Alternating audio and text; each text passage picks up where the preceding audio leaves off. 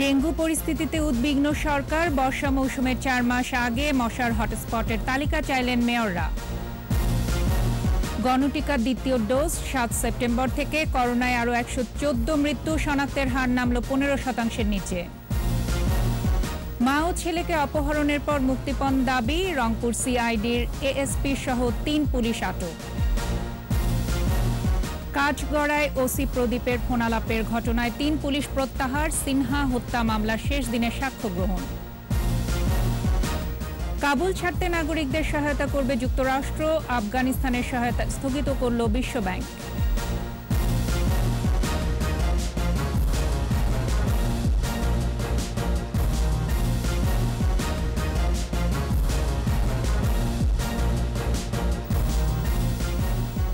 শুনছিলেন first security ইসলামী bank limited সংবাদ শিরোনাম। সন্ধ্যা 7টার 21 সংবাদে প্রত্যেককে আমন্ত্রণ জানাচ্ছি আমি ফারজানা আখি।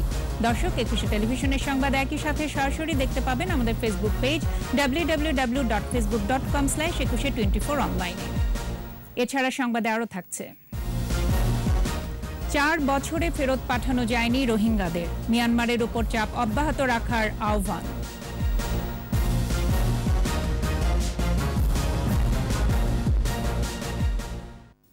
শুরুতেই ডেঙ্গু প্রসঙ্গ। ডেঙ্গুর বিস্তার নিয়ে উদ্বিগ্ন সরকার। এই অবস্থায় বর্ষা মৌসুমের 4 মাস আগে মশার হটস্পটের তালিকা চেয়েছেন সিটি মেয়ররা। আর স্থানীয় সরকার মন্ত্রী তাজুল ইসলাম বলেছেন, এডিস মশা নিধনে সমন্বিত উদ্যোগ নিতে হবে। প্রণব চক্রবর্তী রিপোর্ট। প্রতিদিনই বাড়ছে ডেঙ্গু রোগী। মহামারীকালে ডেঙ্গু রোগীদের চিকিৎসায় হিমশিম অবস্থা হাসপাতালগুলোর। স্থানীয় সরকার মন্ত্রণালয়ে ডেঙ্গু প্রতিরোধে সিটি কর্পোরেশন ও অন্যান্য বিভাগ এবং সংস্থার কার্যক্রম নিয়ে পর্যালোচনা সভা। যোগ দেন ঢাকার 2 মেয়র ছাড়াও গাজীপুর সিটি মেয়র। এ সময় 2 মেয়র জানান, ডেঙ্গুর প্রকোপ রোধে চলছে জরিমানা সহ নানা প্রচার। একই সাথে নগরবাসীর সহযোগিতাও চান তারা। 2019 সালে যে অবস্থা ছিল তার 10 ভাগের 1 ভাগে আমরা নিয়ন্ত্রণ করতে সক্ষম হয়েছি। বিশেষ করে যেটা কষ্টদায়ক সেটা হলো বাচ্চারা আক্রান্ত হচ্ছে। তো সেই জায়গায় আমি মনে করবো যে স্বাস্থ্য অধিদপ্তর আরো কার্যকর ভূমিকা রাখবে। আমি শুধু একটু অনুরোধ করবো আমাদের স্বাস্থ্য অধিদপ্তরকে, আপনারা যে হটস্পটগুলো দেন, যেদিন থেকে আমাদের সিজন শুরু হবে তার যদি 4 মাস আগের থেকে আমরা পাই তাহলে কিন্তু আমাদের জন্য এটি অত্যন্ত কার্যকর হবে। স্থানীয় সরকার মন্ত্রী তাজুল ইসলাম মশার উৎস ধ্বংস করতে ছাদ বাগানকে আরো পরিষ্কার করার তাগিদ দেন।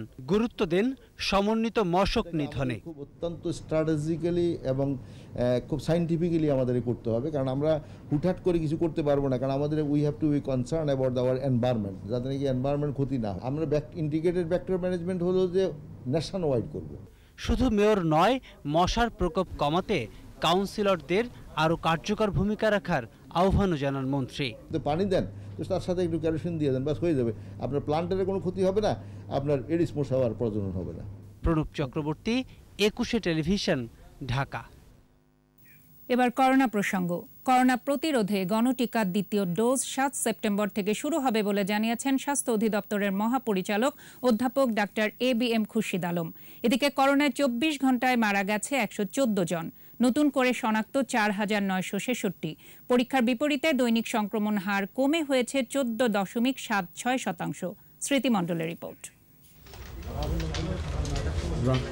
রাজধানীর সিএমএসডি মিলনায়তনে প্রবাসীদের পাঠানো পোর্টেবল ভেন্টিলেটর বিতরণ অনুষ্ঠান। 2টি চালানে 561টি পোর্টেবল আইসিইউ ভেন্টিলেটর থেকে 300 বিভিন্ন হাসপাতালে বিতরণ করবে স্বাস্থ্য অধিদপ্তর। অনুষ্ঠানে প্রধানমন্ত্রীর ব্যক্তিগত চিকিৎসক ইউজিসি অধ্যাপক ডাক্তার ABM আব্দুল্লাহ বলেন, করোনা পরবর্তী সময়েও এসব ভেন্টিলেটর রোগীর সেবায় সহায়ক হবে। আমাদের দেশের মানুষ সুযোগ সুবিধা পায়, বিশেষ করে যারা মুমূর্ষ রোগী তারা কিন্তু এটা একটা হেল্প কিন্তু অবশ্যই পাবে। আবার কেউ হয়তো মনে করেন যে করোনার জন্য আনা হলে, আসলে তাও না। এই করোনা তো একদিন হয়তো চলে যাবে আমাদের দেশ থেকে, করোনার অন্যান্য রোগীরাও কিন্তু এর থেকে উপকৃত হবে। বিশেষ করে ইমার্জেন্সিতে লাইফ সেভিং হিসেবে অনেক কিন্তু উপকার হবে আশা করি। স্বাস্থ্য অধিদপ্তরের মহাপরিচালক জানান, 7 সেপ্টেম্বর থেকে গণটিকার দ্বিতীয় ডোজ শুরু হবে। শিগগিরই আরও টিকা আসবে। দ্বিতীয় ডোজের পাশাপাশি নতুন করে টিকা কার্যক্রম চালাতে কোনো সমস্যা হবে না। 60 লক্ষ যে ফাইজারের টিকা আসার কথা ছিল এই মাসের মানে একদম শেষ দিকে অথবা আগামী মাসের প্রথম সপ্তাহে হয়তোবা আমরা এটা পেয়ে যাব। 7 তারিখে আমাদের সেকেন্ড ডোজটা দেওয়ার কথা, 7ই সেপ্টেম্বর। ইতিমধ্যে আমরা জেনেছি যে 30 তারিখে আমাদের 50 লাখ সিনোফার্ম টিকা আসবে। তিনি জানান 30টি আরটি-পিসিআর মেশিন কেনার চেষ্টা চলছে। এদিকে স্বাস্থ্য অধিদপ্তরের তথ্য অনুযায়ী করোনায় 24 ঘন্টায় মারা গেছে 114 জন। মৃতের সংখ্যা বেড়ে হয়েছে 25,627। 788টি ল্যাবে 33,640টি নমুনা পরীক্ষায় শনাক্ত 4,966। মোট শনাক্ত 14,77,930। নতুন 7,808 জন সহ সুস্থ হয়েছে 13,89,571। পরীক্ষা বিপরীতে দৈনিক সংক্রমণ হার কমে হয়েছে 14.76%। সুস্থতা 94%-এর বেশি ও মৃত্যু 1.73%। 24 ঘন্টায় সবচেয়ে বেশি মৃত্যু ঢাকা বিভাগে 34 জন, চট্টগ্রাম বিভাগে 29 এবং রাজশাহী ও খুলনা বিভাগে 13 জন করে মারা গেছে। স্মৃতি মণ্ডল, 21 টেলিভিশন, ঢাকা। এদিকে 24 ঘন্টায় করোনা ও উপসর্গে ময়মনসিংহে 10 জন সহ 13 জেলায় 55 জনের মৃত্যু হয়েছে। ময়মনসিংহ মেডিকেল কলেজ হাসপাতালে 4 জন করোনায় ও 6 জন উপসর্গ নিয়ে মারা গেছেন। নতুন করে 170 জনের করোনা শনাক্ত হয়েছে। শনাক্তের হার শতকরা 21.25%। খুলনা 3 হাসপাতালে 5 জনের মৃত্যু হয়েছে। রাজশাহীতে 1 জন করোনা এবং 6 জন মারা গেছে উপসর্গ নিয়ে। বরিশালে করোনা উপসর্গে 5 জনের মৃত্যু হয়েছে। বগুড়া ও ফরিদপুরে করোনা ও উপসর্গে মারা গেছেন আরও 10 জন। নতুন করে আক্রান্ত হয়েছে 47 জন। চট্টগ্রামে নতুন শনাক্ত 292 জন, মারা গেছেন 3 জন। এছাড়া কুষ্টিয়ায় 5, নাটোরে 3, সাতক্ষীরায় 2, ঝিনাইদহে 1 ও গাজীপুরে 1 জন মারা গেছেন।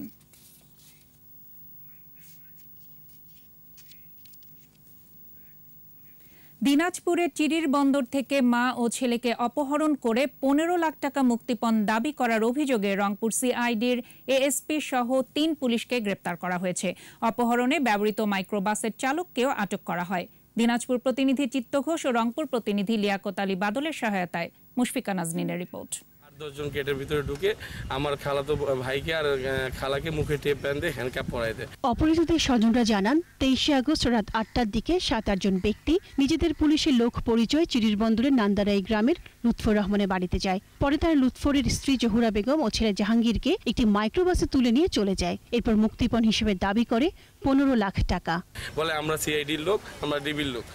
তো ওরা ভাঙচুর করে সোনা টোনা যা ছিল, ঘরের আসবাবপত্র, ফাইলপত্র যা ছিল সবকিছু নিয়ে নেয়। গাড়ির চাবি বলে গাড়ি পর্যন্ত নিয়ে চলে যায়। অপহৃত পরিবারের সদস্যরা 8 লাখ টাকা নিয়ে মঙ্গলবার বিকেলে দিনাজপুর সদর উপজেলার বাসেরহাটে যায়। অপহরণকারীরাও সে সময় যায়। সে সময় তাদের গতিবিধি সন্দেহজনক হওয়ায় তাদের ধাওয়া করা হয়। মাইক্রোবাস নিয়ে পালাবার চেষ্টা করলে অপহৃতদের স্বজনরা ধাওয়া করে 10 মাইল থেকে পুলিশের সহযোগিতায় তাদের আটক করে।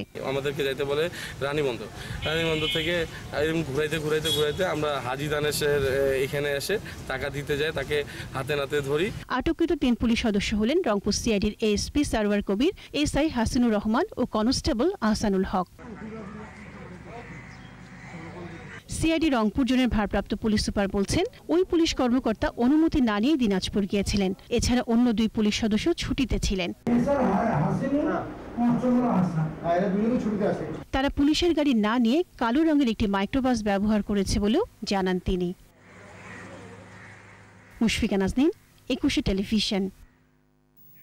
অবসরপ্রাপ্ত মেজর সিনহা মোহাম্মদ রাশেদ হত্যা মামলায় আদালতের ওসি প্রদীপের কথা বলার দায়ে পুলিশের 3 সদস্যকে প্রত্যাহার করা হয়েছে।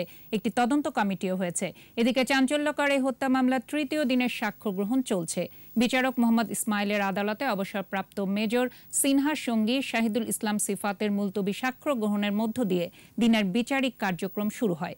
কক্সবাজার প্রতিনিধি আব্দুল আজিজের রিপোর্ট জানাচ্ছেন মাসুম আলিসা। সাক্ষ্য গ্রহণের সময় কাঠগড়ায় মোবাইলে কথা বলছেন আসামি ওসি প্রদীপ। এর জন্য পুলিশের 3 সদস্যকে প্রত্যাহার করা হয়েছে।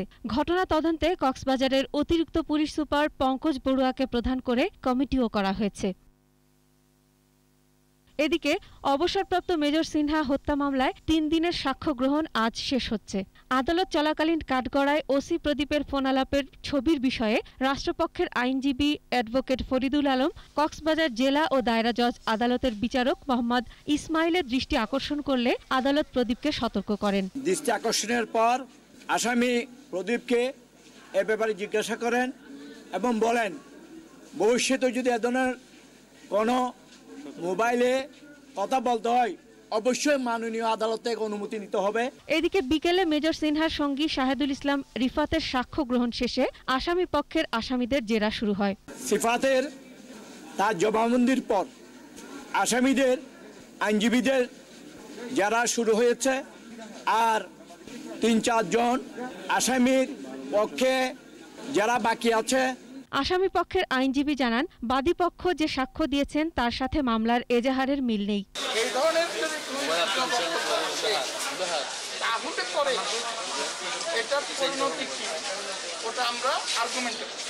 এর আগে সকাল 10:15টায় কক্সবাজার জেলা কারাগার থেকে প্রিজন ভ্যানে 15 জন আসামিকে কড়া নিরাপত্তায় আদালতে আনা হয়। 2020 সালের 31 জুলাই রাতে কক্সবাজার টেকনাফ মেরিন ড্রাইভ সড়কের বাহারছড়া ইউনিয়নের শামলাপুর এপিবিএন চেকপোস্টে পুলিশের গুলিতে নিহত হন অবসরপ্রাপ্ত মেজর সিনহা মোহাম্মদ রাশেদ খান। হত্যাকাণ্ডের 5 দিনের মাথায় 5 আগস্ট সিনহার বোন শারমিন শাহরিয়া ফেরদৌস বাদী হয়ে ওসি প্রদীপ সহ 9 জনকে আসামি করে হত্যা মামলা দায়ের করেন। মাসুম আলিসা, 21 টেলিভিশন। সময় হলো বিরতির। যখন ফিরছি তখন অন্যান্য খবরের সঙ্গে আরো যা থাকবে। Chattogram elevated expressway landing point পরিবর্তনের দাবি, টাইগার পাসের সৌন্দর্য রক্ষায় একমত বিশিষ্টজনেরা।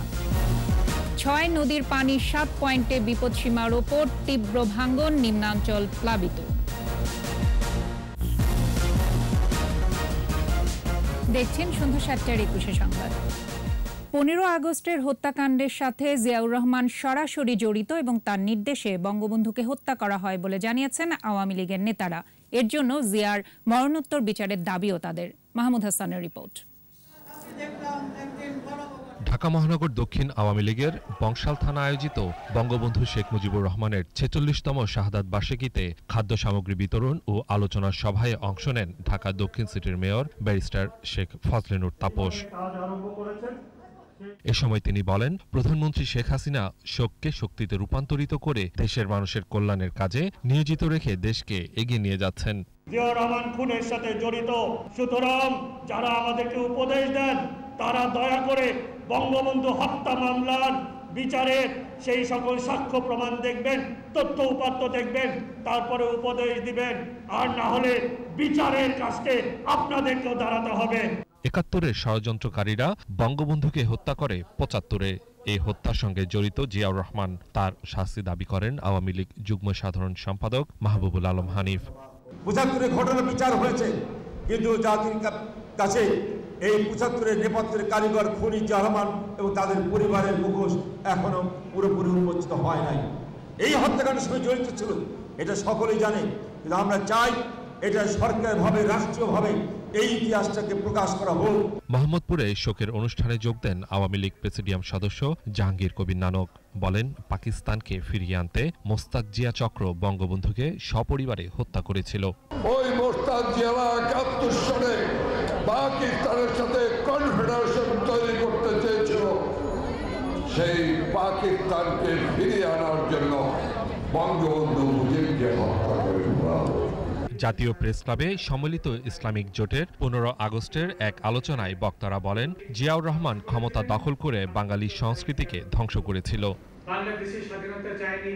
এছাড়া জাতীয় শোক দিবসে চিত্রাঙ্কন প্রতিযোগিতার আয়োজন করে বাংলাদেশ ইস্পাত ও প্রকৌশল কর্পোরেশন।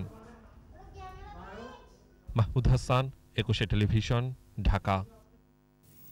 সরকার দেশে একদলীয় শাসন কায়েম করেছে বলে অভিযোগ করেছেন বিএনপির মহাসচিব মির্জা ফখরুল ইসলাম আলমগীর।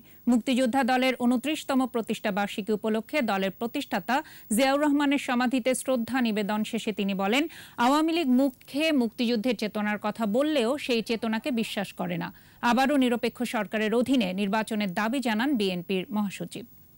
এই দেশে একটি গণতান্ত্রিক রাষ্ট্র ব্যবস্থা প্রতিষ্ঠার জন্য অবিলম্বে তাদের পদত্যাগ করে এখানে একটি নিরপেক্ষ নির্বাচন কমিশনের পরিচালনায় নিরপেক্ষ একটি নির্বাচনকালীন সরকারের অধীনে নির্বাচন দিয়ে জনগণের সরকার প্রতিষ্ঠা করার আহ্বান জানাচ্ছি। রাজধানীর চন্দ্রিমা উদ্যানে বিএনপির নেতা কর্মীদের সঙ্গে পুলিশের সংঘর্ষ এবং গাড়ি ভাঙচুরের ঘটনায় আমানুল্লাহ আমান সহ ৭০ জনকে আগাম জামিন দিয়েছেন হাইকোর্ট। বিচারপতি হাবিবুল গনি ও বিচারপতি মোহাম্মদ রিয়াজ উদ্দিন খানের বেঞ্চ এ আদেশ দেন। ১৭ আগস্ট জিয়াউর রহমানের কবরে শ্রদ্ধা নিবেদনের জন্য চন্দ্রিমা উদ্যানের সামনে জড়ো হন ঢাকা মহানগর বিএনপির নবগঠিত ২ কমিটির নেতা ও কর্মীরা। সে সময় পুলিশ বাধা দিলে সংঘর্ষ বেঁধে যায়। এ ঘটনায় মেট্রো রেল কর্তৃপক্ষ দুটি এবং পুলিশ বাদী হয়ে একটি মামলা করে।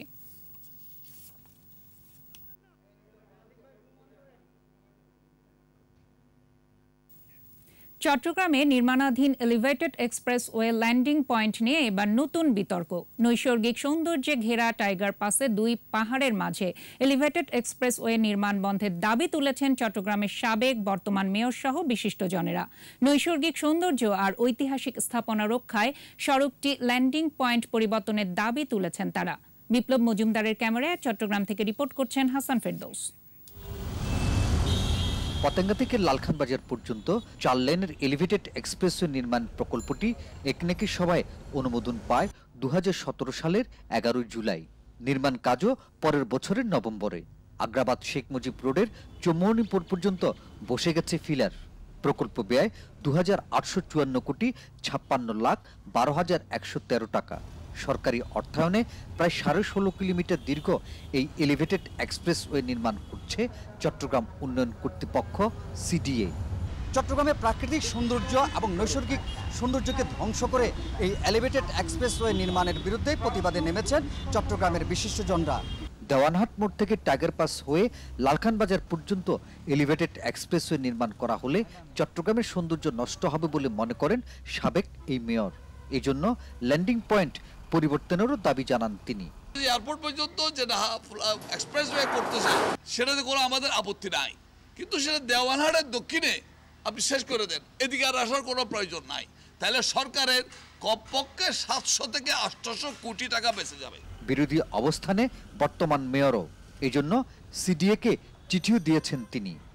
টাইগার পাস, সিআরবি, আমবাগান এই সেক্টর এই প্রাকৃতিক সৌন্দর্যকে অক্ষুণ্ণ রেখেই যাতে এই ফ্লাইওভারটা করা হয়।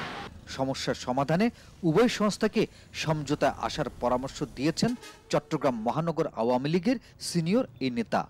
সিটি এবং সিটি কর্পোরেশন বসে সুযোগ যদি থাকে অবশ্যই এটা চেঞ্জ করা উচিত। টাইগার পাসের নৈসর্গিক সৌন্দর্য রক্ষায় এখনই কার্যকর পদক্ষেপ নেওয়ার পরামর্শ বিশিষ্টজনদের। হাসান ফেরদৌস, ২১ টেলিভিশন, চট্টগ্রাম। পদ্মা, যমুনা, তিস্তা সহ বিভিন্ন নদ নদীর পানি বাড়ছে। ৬ নদীর পানি ৭ পয়েন্টে বিপদসীমার উপর দিয়ে প্রবাহিত হচ্ছে। দেখা দিয়েছে তীব্র ভাঙন। কোথাও কোথাও প্লাবিত হয়েছে নিম্নাঞ্চল। প্রতিনিধিদের সহায়তায় রত্না জামানের রিপোর্ট। ব্রহ্মপুত্রে পদ্মার পানি বিপদসীমার উপর দিয়ে প্রবাহিত হচ্ছে। প্লাবিত হয়েছে সদর উপজেলা, সদরপুর ও চরভদ্রাসন উপজেলার বিস্তীর্ণ এলাকা। এসব এলাকার প্রায় ১৫,০০০ মানুষ পানিবন্দী। ডুবে গেছে কয়েকশো একর ফসলি জমি। চলাফেরা কষ্ট, গরু ছাগলের কষ্ট, রান্না বাড়া কষ্ট। পানি ভেঙে ভেঙে মাটি পড়ে যাচ্ছে দুয়েরটা, আর আপনার ফসলপাতি সব নষ্ট হয়ে গেছে। কুড়িগ্রামে ধরলা, তিস্তা, দুধকুমার ও ব্রহ্মপুত্রের পানি আবারও বাড়তে শুরু করেছে। অবিরাম বৃষ্টি আর পাহাড়ি ঢলে জেলার ৪০৫টি চর, দ্বীপচরের নিম্নাঞ্চলে তলিয়ে গেছে ফসলের ক্ষেত। তীব্র হয়েছে নদ নদীর ভাঙন। ১ টাকা করে চাপা পড়ে, মনে হয় ১ কালি ২ কালি একবারে যায়। খুব আমরা বিপদত পড়ি আছি। ৮টা বাড়ি ২-৩ দিনে হুড় হুড় করে ভাঙি নদীতে পড়ে গেল। গঙ্গাধার নদী বানায় এমন ভাঙন শুরু করে দিয়েছে, বাড়ি ঘর সরে আমরা করতে পারতেছি না। গাইবান্ধায় তিস্তা, যমুনা ও ব্রহ্মপুত্র সহ সবগুলো নদীতে পানি বেড়েছে। এতে নতুন করে ভাঙন দেখা দিয়েছে সদর, সুন্দরগঞ্জ ও ফুলছড়ির বিভিন্ন এলাকায়। নদী ভাঙে নাইছে, নদী মনে করে গেছি তো মনে করে ভিটা মধ্যে নদীতে পড়ছে। রত্না জামান, ২১ টেলিভিশন। শোকাবহ আগস্ট।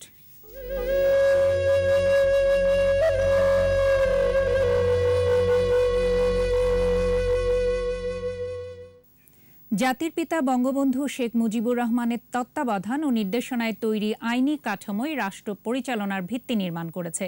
জাতির পিতার রাজনৈতিক দর্শন দেশের মূল সংবিধান সহ তার সময়কালে প্রণীত আইনের সাথে ঐতিহাসিকভাবে সম্পৃক্ত। সামাজিক শৃঙ্খলা ও ন্যায় বিচার প্রতিষ্ঠায় বঙ্গবন্ধুর দর্শনের আলোকে বর্তমানেও আইন প্রণয়ন করা রাষ্ট্রের অন্যতম দায়িত্ব বলে মনে করেন আইনমন্ত্রী আনিসুল হক। বিস্তারিত জানাচ্ছেন শাকের আরজু। বাঙালির স্বাধীনতার সংগ্রামী স্বাধীনতার পর যখন একটি দেশ অবকাঠামো, শিক্ষা, স্বাস্থ্য, অর্থনৈতিকভাবে বিপর্যস্ত, তখন হাল ধরেছিলেন বঙ্গবন্ধু শেখ মুজিবুর রহমান। জাতির পিতা যেমন বাংলার বঞ্চিত, নিষ্পেষিত, নিপীড়িত মানুষকে মুক্ত করেছেন, তেমনি 1972 সালে রাষ্ট্র পরিচালনার দায়িত্ব গ্রহণ করেই সংবিধান প্রণয়নের মাধ্যমে গণতন্ত্র, সমাজতন্ত্র, জাতীয়তাবাদ ও ধর্মনিরপেক্ষতাকে সুপ্রতিষ্ঠিত করেন। সংবিধান সংরক্ষণে সুপ্রিম কোর্ট প্রতিষ্ঠায় ঐতিহাসিক কৃতিত্ব অর্জন করেছেন বঙ্গবন্ধু। পরবর্তী সময়ে আন্তর্জাতিক অপরাধ ট্রাইব্যুনাল প্রতিষ্ঠা সহ বিচার ব্যবস্থার প্রক্রিয়া প্রণয়নে দেশ পরিচালনায় বঙ্গবন্ধু দৃঢ় প্রত্যয়েরই প্রতিফলন ঘটেছে। জানুয়ারি মাসের 10 তারিখ 1972 সালে দেশে ফিরে আসার পর থেকে যেই আদলে বাংলাদেশকে গড়ে তুলতে চেয়েছিলেন, যেই ভিত্তি তিনি স্থাপন করে গেছেন, আমরা কিন্তু এখন আইনগুলিতে সেই আদর্শ এবং সেই ভিত্তির উপরে নির্ভর করেই করি। জাতির পিতা জীবনের দীর্ঘ সময় কারাগারে কাটিয়েছেন। খুব কাছ থেকে দেখেছেন কারাবন্দীদের এবং পাকিস্তানিদের বিচারহীনতা। বিচার ব্যবস্থা নিয়ে অভিজ্ঞতা, মূল্যায়ন, ভাবনা 60-70 বছর আগের হলেও বঙ্গবন্ধু যেন বর্তমান সময়ের বাস্তবতাকেই তুলে ধরেছেন। শাকের আরজু, 21 টেলিভিশন, ঢাকা। আবারও বিরতি। যখন ফিরছি তখন অন্যান্য খবরের সঙ্গে আরও যা থাকবে। নিরাপদ খাদ্য নিশ্চিতের আহ্বান, সরবরাহ ব্যবস্থা সহজ করার তাগিদ। সন্ধ্যা 7টার 21 সংবাদে আবারও আমন্ত্রণ। প্রত্যাবাসনে শুধু উদ্যোগ আর প্রচেষ্টা। রোহিঙ্গাদের সাময়িক আশ্রয় লাভের 4 বছর পার হয়েছে, কিন্তু বাস্তুচ্যুত রোহিঙ্গা জনগোষ্ঠীর একজনও মিয়ানমারে ফিরতে পারেনি। দুঃসাহ স্মৃতির 5ম বছরে নিজ ভূমে ফেরার প্রত্যাশায় রোহিঙ্গারা। বিশ্লেষকদের পরামর্শ, প্রত্যাবাসনে আন্তর্জাতিক চাপ অব্যাহত রাখতে আন্তর্জাতিক প্ল্যাটফর্ম গড়ে তুলতে হবে, আর নেতৃত্বের ভূমিকায় থাকতে হবে বাংলাদেশকেই। রিপোর্টে আরও জানাচ্ছেন মোহাম্মদ নুরুন নবী। 25 আগস্ট 2017 মিয়ানমারের রাখাইন রাজ্যে মংডু, বুথিডং ও রাসেডং জেলা নিরস্ত্র রোহিঙ্গা জনগোষ্ঠীর উপর নেমে আসে সশস্ত্র বাহিনী ও ধর্মান্ধ বৌদ্ধ গোষ্ঠীর নারকীয় হামলা। নির্বিচারে চলে হত্যা, ধর্ষণ, অগ্নিসংযোগ সহ মানবতা বিরোধী অপরাধযজ্ঞ। বিরানভূমির রূপ পায় রাখাইন। ঠিক তখনই বাংলাদেশের সীমান্তে ছুটে আসে লাখো লাখো বাস্তুচ্যুত রোহিঙ্গা। প্রয়োজন একটি নিরাপদ আশ্রয়। বিপন্ন মানবতাকে বাঁচাতে সীমাবদ্ধতার পরও মানবিকতার হাত বাড়িয়ে দিলেন বঙ্গবন্ধু কন্যা শেখ হাসিনা। উন্মুক্ত হল টেকনাফ উখিয়ার বিস্তৃত সীমান্ত। হাজার হাজার একর বনভূমি, পাহাড় উজাড় করে ব্যবস্থা হলো আশ্রয়ের। 34টি ক্যাম্পে 11 লাখেরও বেশি ভিনদেশি মানুষকে নিয়ে বিশ্বের সবচেয়ে বড় শরণার্থী শিবির এখন বাংলাদেশে। দ্বিপাক্ষিক থেকে বহুপাক্ষিক এমনকি ইস্যু গড়িয়েছে আন্তর্জাতিক অপরাধ আদালত পর্যন্ত। নিজ নাগরিকদের তালিকা যাচাই বাছাইও করেছে মিয়ানমার। 15 নভেম্বর 2018 এবং 22 আগস্ট 2019 2 দফায় ভেস্তে গেছে প্রত্যাবাসন। করোনার মধ্যেও চীনের মধ্যস্থতায় কয়েক দফায় বৈঠকও হয়েছে, কিন্তু সামরিক শাসন আসার পর হয়নি কোনো অগ্রগতি। গত 4 বছরে বাংলাদেশের ক্ষেত্রে কি জিনিস চেষ্টা করা হয়েছে এবং সেখান থেকে যদি এখানে পরিবর্তন করতে হয়, অর্থাৎ আমি বলছি যে এটা ওই one size fit for all এভাবে হবে না। এত মানুষের চাপ বাংলাদেশ আর বইবে কতদিন? বিশ্লেষকরা বলছেন এখন সময় এসেছে প্রত্যাবাসনকে ত্বরান্বিত করতে আঞ্চলিক প্ল্যাটফর্মে নেতৃত্ব দিয়ে মিয়ানমারকে চাপে রাখা। সেই ক্ষেত্রে বাংলাদেশ একটা নেতৃত্ব দিতে পারে কূটনৈতিক পর্যায়ে এবং রাজনৈতিক পর্যায়ে। এক ধরনের একটা জোট, বিশেষ করে যেসব দেশে রোহিঙ্গারা আছে, আমাদের প্রতিবেশী রাষ্ট্র হিসেবে ভারত এবং চীনকে থাকার দরকার হবে, যেখানে সে মায়ানমারকে ইনভাইট করতে পারে এবং সেখানে পর্যবেক্ষক হিসেবে আন্তর্জাতিক মহল, বিশেষ করে পশ্চিমা রাষ্ট্র বা ইউরোপিয়ান ইউনিয়ন যদি বলি, আমেরিকা, যুক্তরাজ্য, এদের একটা অবজারভারের ভূমিকা থাকতে পারে। ঠিক এখনই মিয়ানমারে সম্ভব না হলেও তৃতীয় কোনো দেশেও হতে পারে তাদের প্রত্যাবাসন। আর পাশাপাশি রোহিঙ্গাদের ব্যবস্থাপনায় উন্নয়ন সহযোগীদের বর্তমান কর্মকাণ্ড পুনর্মূল্যায়নও জরুরি। মোহাম্মদ নুরুন নবী, 21 টেলিভিশন, ঢাকা। এদিকে মিয়ানমার থেকে বাস্তুচ্যুত হয়ে বাংলাদেশে আসা রোহিঙ্গারা দেশে ফিরতে চায়। উখিয়া ও টেকনাফে আশ্রয় নেয়া এসব রোহিঙ্গাদের দাবি, জাতিগত পরিচয় অধিকার ফিরিয়ে দিলে তারা স্বদেশে ফিরবে।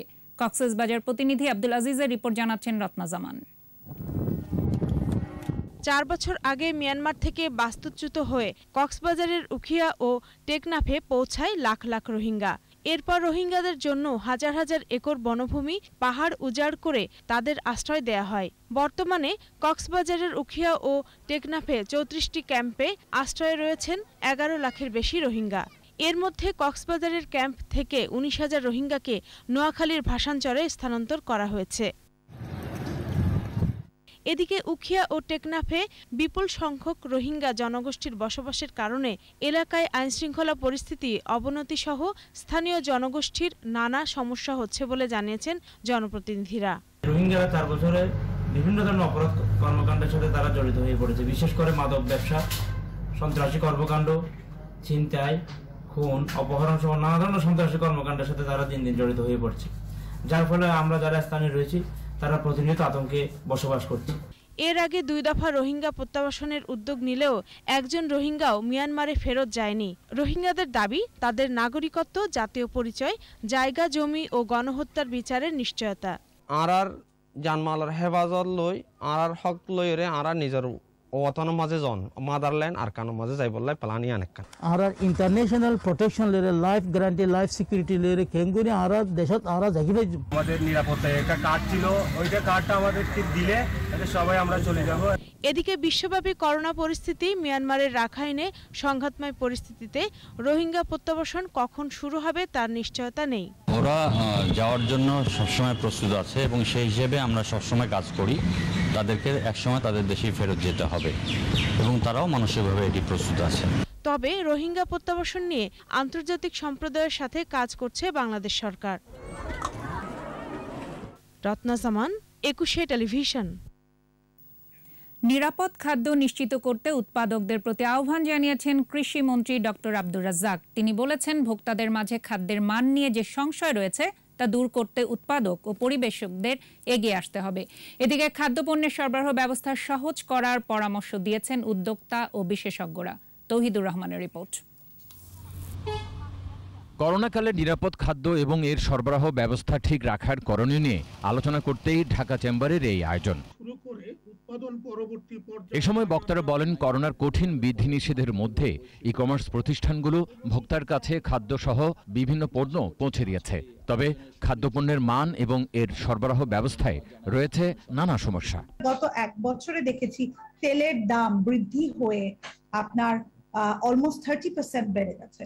সো একটা রেস্টুরেন্টের কিন্তু one of the main raw materials হচ্ছে গিয়ে তেল। ফুড চেইন ম্যানেজমেন্ট এটা একদমই আমাদের দেশে এলিয়েন একটা আইডিয়া। ভ্যালু চেইনের ম্যাক্সিমাম লোক বুঝে না, উপরন্তু এটা ভেরি এক্সপেন্সিভ। এছাড়া ভ্যাট ট্যাক্স আরোপের কারণে ই কমার্স খাতের অগ্রযাত্রা বাধাগ্রস্ত হচ্ছে বলেও জানান কেউ কেউ। যে এই ধরনের একটা মার্কেট যখন বুমিং, তখনই নতুন অর্থ বছরে বা বাংলাদেশ সরকার 15% ভ্যাট বসিয়ে দিল ফেসবুক কমার্সের উপরে। বক্তারা জানান, মহামারীর মধ্যেও বাংলাদেশের কৃষি উৎপাদন ভালো হয়েছে, ফলে অন্যান্য খাতে বেকার হয়ে পড়া অনেক শ্রমিকের কর্মসংস্থানও হয়েছে কৃষিতে। কৃষি খাতের গুরুত্ব সব সময় আছে মন্তব্য করে বাণিজ্যিকভাবে এ খাতকে এগিয়ে নিতে সরকার কাজ করছে বলে জানান কৃষিমন্ত্রী। 1 বিঘা জমিতে 100 মনেরও বেশি আলু হয়, সেই আলু আমরা তো বিক্রি করতে পারি না। চাষিরা যে বছর আমরা এবার চিঠি দিছি এগ্রিকালচার মিনিস্ট্রি থেকে সব ত্রাণের মধ্যে, রিলিফের মধ্যে এগুলো দেওয়ার জন্য। নিরাপদ খাদ্য নিশ্চিতে কিছু সীমাবদ্ধতার কথাও তুলে ধরেন তিনি। তৌহিদুর রহমান, 21 টেলিভিশন, ঢাকা। সোশ্যাল ইসলামী ব্যাংক লিমিটেড বাণিজ্য সংবাদ।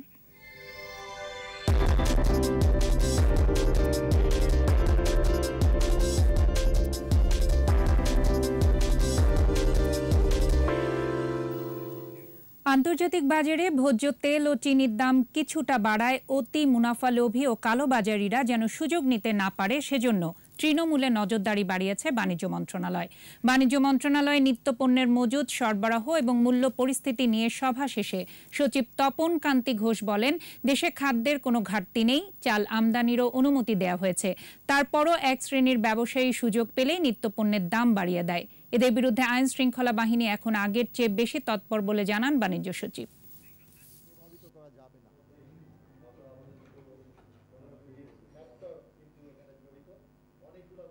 ভোজ্য তেল এবং চিনির বিষয়ে আমরা আলোচনা করেছি যে দাম বৃদ্ধি পেয়েছে, বাকিগুলো কিন্তু কমে গেছে। তো এটা আন্তর্জাতিক মূল্য একটু বৃদ্ধি পেয়েছে, সেটার রিফ্লেকশন হবে। তবে যদি কেউ অন্যায়ভাবে ভোক্তাদের কষ্ট দেওয়ার জন্য বা অতি মুনাফা করেন অথবা মজুদদারি, সেই ক্ষেত্রে কিন্তু আমাদের আইন শৃঙ্খলা রক্ষাকারী বাহিনী সদা সজাগ থাকবেন। শহীদ ক্যাপ্টেন শেখ কামালের ৭২তম জন্মবার্ষিকীতে তার স্মরণে শুরু হতে যাচ্ছে আমন্ত্রণমূলক আন্তর্জাতিক অনলাইন দাবা প্রতিযোগিতা। সংবাদ সম্মেলনে জানানো হয়, দাবা ফেডারেশনের উদ্যোগে ৩ দিন ব্যাপী ৯ রাউন্ড সুইস লিগ পদ্ধতিতে প্রতিযোগিতা হবে। বাংলাদেশ সহ প্রায় ২০টি দেশকে আমন্ত্রণ জানানো হয়েছে অংশগ্রহণের জন্য।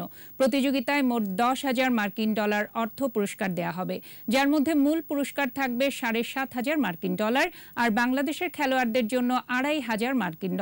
এ সময় উপস্থিত ছিলেন দাবা ফেডারেশনের সহসভাপতি KM শহীদুল্লাহ, সাইফ পাওয়ার টেক লিমিটেডের ব্যবস্থাপনা পরিচালক তরফদার রুহুল আমিন।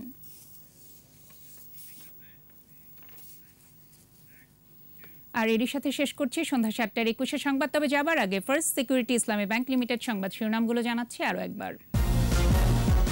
ডেঙ্গু পরিস্থিতিতে উদ্বিগ্ন সরকার, বর্ষা মৌসুমের ৪ মাস আগে মশার হটস্পটের তালিকা চাইলেন মেয়ররা।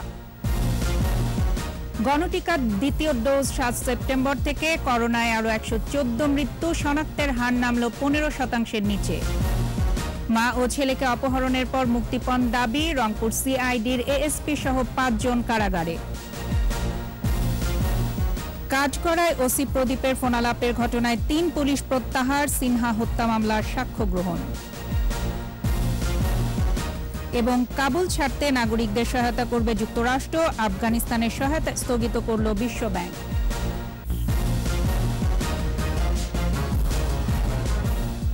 সর্বশেষ খবর জানতে ডায়াল করুন 2021 নম্বরে আর ভিজিট করুন 21-tv.com এই ওয়েবসাইটে। এছাড়া ফেসবুকে লগ ইন করতে পারেন facebook.com/2124 অনলাইনে। পরবর্তী সংবাদ রাত 9টায় দেখার আমন্ত্রণ রইল। স্বাস্থ্যবিধি মেনে চলুন, সুস্থ থাকুন, 21-এর সাথেই থাকুন।